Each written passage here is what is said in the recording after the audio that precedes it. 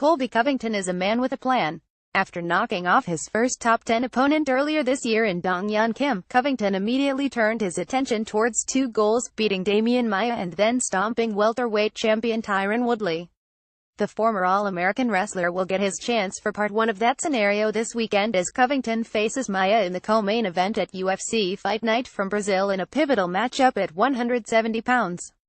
For Maia, this is his first fight back after losing to Woodley earlier this year in his second opportunity to capture UFC gold following a long winning streak in the welterweight division. Meanwhile, Covington sees this matchup as a gateway to the title shot, and that's why he's proclaimed October 28th as the day he ascends to the throne in the UFC while graciously sending Maia packing to retirement.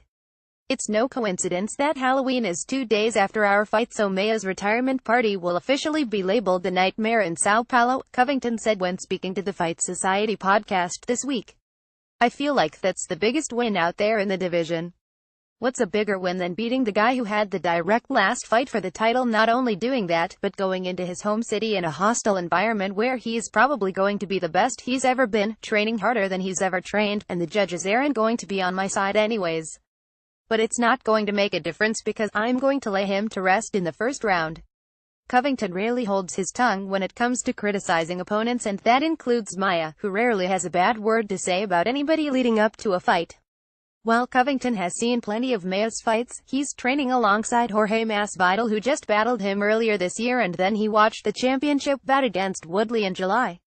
It's safe to say, Covington wasn't impressed. I thought it was the most boring welterweight title fight in the history of the UFC, Covington said. I thought it was a disgrace to our division. That's why I'm here now, to bring excitement back to this division. Covington truly believes he's the savior to reinvigorate the welterweight division, with hopes of beating Maia and then claiming his spot as the true #1 contender to face Woodley with the title on the line next year. It shows that I am the new Don of the welterweight division.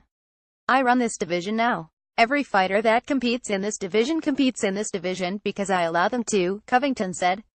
I do believe after I beat Demian Maia, that's a foregone conclusion. That's an absolute certainty that I'm going to retire Demian Maia on October 28th. I do believe that puts me in elite company as the #1 clear-cut contender.